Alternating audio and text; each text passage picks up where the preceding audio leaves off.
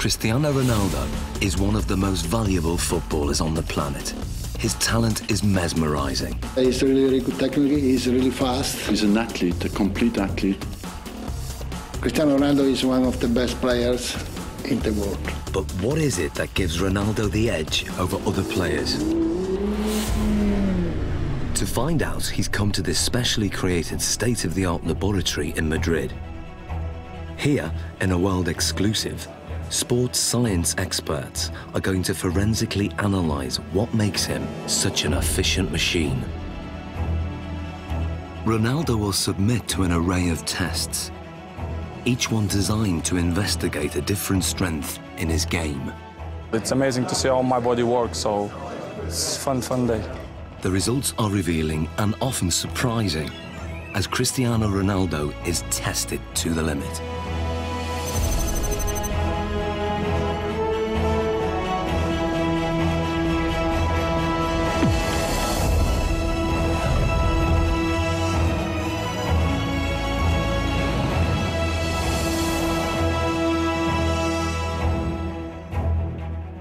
In this sports laboratory, Cristiano Ronaldo is about to undergo a series of challenges unlike any he's done before. He'll undergo tests for body strength, mental ability, technique, and finally skill.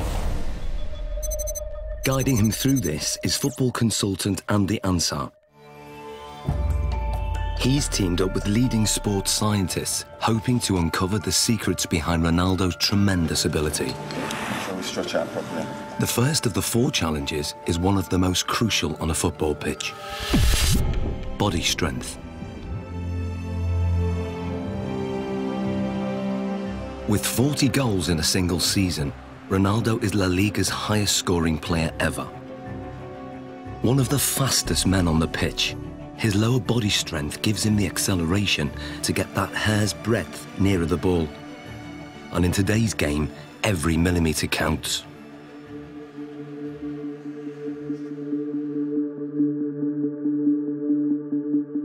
To test Ronaldo's sprinting ability, Andy has developed a 2-part challenge.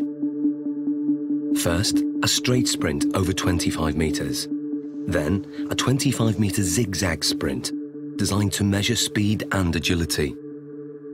To draw a comparison, Ronaldo is going to race against professional sprinter Angel David Rodriguez.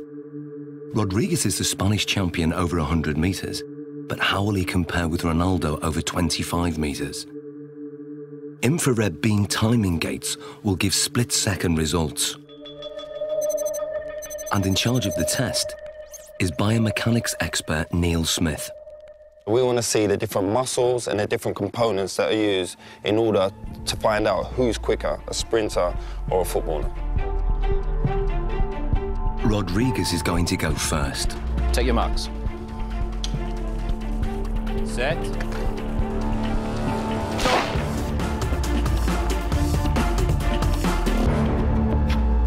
How do we do, Neil? Angel hit 3.31 seconds there, Andy. Angel quality, different class. It's fast. What do you think Ronaldo will do?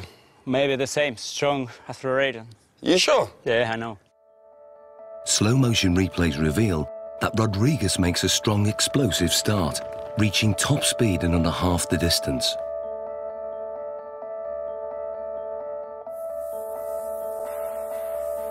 All his movements are in a straight line, very linear, nothing from side to side at all. Everything is moving in front to back directions. No energy is wasted. Rodriguez has a high knee action. This gives him a very long stride length of 2.5 metres. Ronaldo's target to beat is 3.31 seconds. Let's see what he's got. Come on in, buddy. Let's get Ronaldo on the blocks. OK, Neil. Set.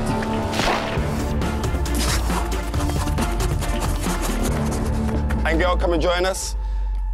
What was Ronaldo's time? He's done well, Andy. He's got 3.61 seconds. And what was Angel's time? Angel clocked in at 3.31. So that's 0.3 seconds. 0.3 difference. Absolutely quality. Different class. Considering Angel's classy sprinter, that's not bad at all. So Ronaldo narrowly lost the straight sprint.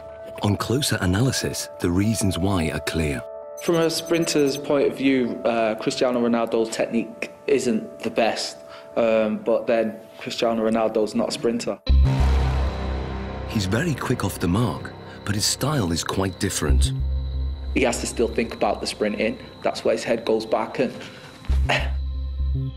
if you go like this with your arms, the chances are behind you, your legs will be doing that also. And that means lower knee height.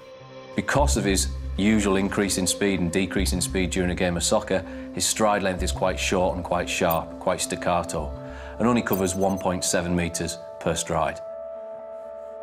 In a 90-minute match, Ronaldo will usually cover over 10 kilometres, but very little of that is in straight-line sprints.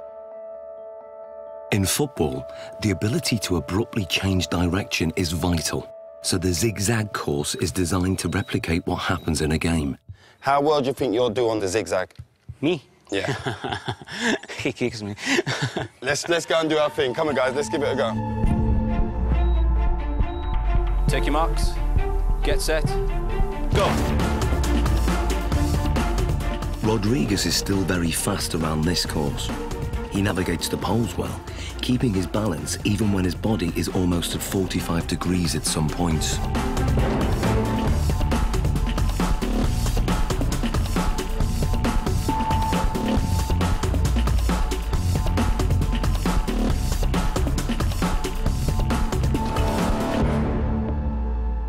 Rodriguez completes the zigzag course in 6.86 seconds.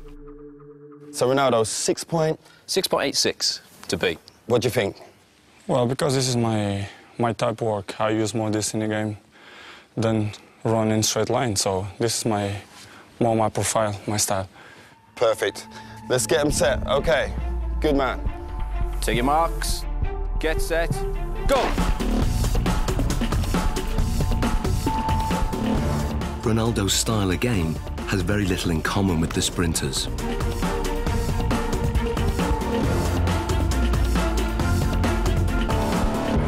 Okay, Angel, come and join us. So first of all, Neil, remind us of Angel's score. Angel came in at 6.86 second. 6.86. And then Ronaldo's? 6.35. So what's the difference there? Almost half a second there, Andy. Almost half a second between them. Superb. Exactly what we was expecting from our footballer, correct? Yeah. Well, what we're hoping there, you can see a very big difference between the straight line sprinting. We've got very long strides, nice high centre of gravity. Cristiano comes into his own here. Yep. We lower the centre of gravity. We enable ourselves to push off and accelerate sidewards. That centre of gravity nice and low. Their knees are bent, their hips are bent, and the muscles are hopefully working at their optimum length. Because this is my style, you know, I use this a lot in a pitch, so I guess that I'm more chances in this type of run that straight line. Without a shadow of doubt, improved it. When we look at the zigzag movements, we can see a way that Cristiano anticipates the change of direction coming into play. As Cristiano approaches, we see a lot of shorter steps. This is in stark contrast to what we see from Angel. To change direction, he does something that probably most people wouldn't. They would almost drop down to the ground to change movement. Cristiano Ronaldo almost goes upright, goes taller.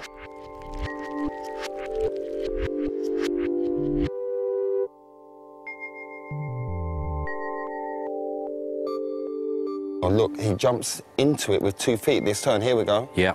There we go, there. Yeah, we can see Angel using 1 foot there to break in one particular stride and to try and push off in the very next.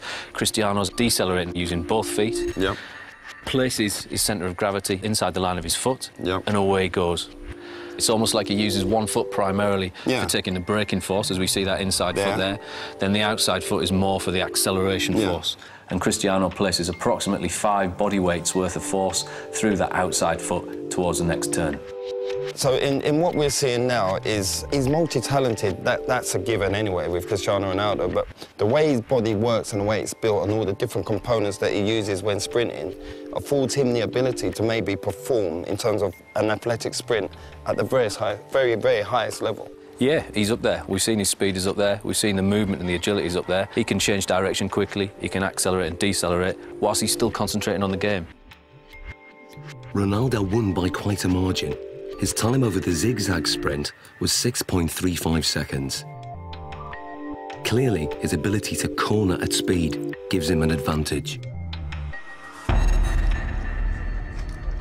And fundamental to this is muscle strength. So before the next test, Ronaldo's muscles are going to be measured to see if there's anything unusual. Okay, Ronaldo, this is Luis. Hi. So we want to look at your body. We want to check everything out. What makes Ronaldo special? Okay? Okay. This is a state-of-the-art precision 3D body scanner. It uses a laser beam to create a visual profile of the exterior body shape and gives us exact measurements like height 185.1 centimeters, chest 109. Ronaldo has extremely lean, well-defined musculature. He has 3% less body fat than a supermodel. His thigh circumference is 61.7 centimeters, which is well above average. But his calf muscles are less developed, and the scan exposes a fact about their size that surprises Ronaldo. ¿Más la izquierda? Izquierdo, sí, sí. Eso es lo que te dice esto. Having uneven calf muscles hasn't held Ronaldo back. In fact, his body dimensions are part of the secret to his success. He has the long legs of a sprinter, the lean physique of a middle-distance runner, and the powerful thighs of a high jumper. What sets him apart is that he has all those attributes in one body. Like tuning an engine for high performance, Ronaldo has tuned up his body strength significantly over recent years. He's increased his win rate in the air from 40% to over 66%. He can now fly higher than many of his opponents. So next, Ronaldo's explosive jumping ability is going to be tested. Here we are. Okay, Ronaldo, this is the high jump. Now explain to us how this works. What we're going to get you to do is a test of lower body power. The higher you jump, the more powerful your legs are going to be. So we're going to place you on the mat. We're going to instruct you to jump as high as possible, give it your maximal effort, and try and land back on the mat again. This mat is actually a very sensitive pressure sensor that measures takeoff force. And the key thing is having his hands on his hips, correct? We're going to try not to use the arms as an extra counterbalance. So that's why we do this, so that he can't use his arms as elevation. So it's we're just trying about to the legs. Concentrate just on explosive leg power. Okay. 3, 2, 1.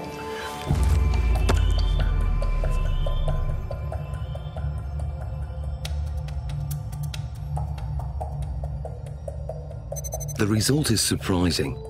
Ronaldo jumps only 44 centimeters, barely average, with a force of just 1.5 times his body weight.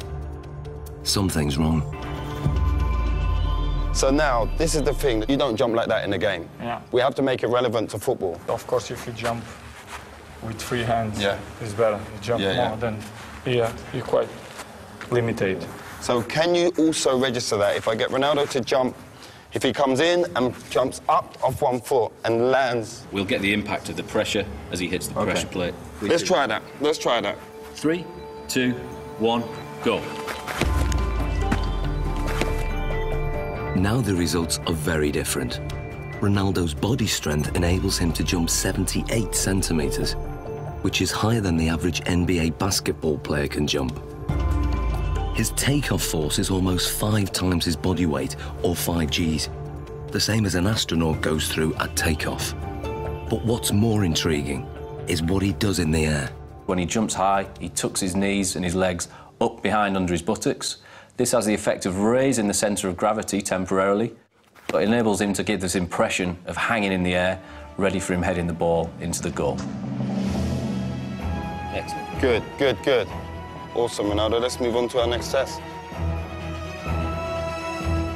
Very hard, because you have to give 100% everything that you involve.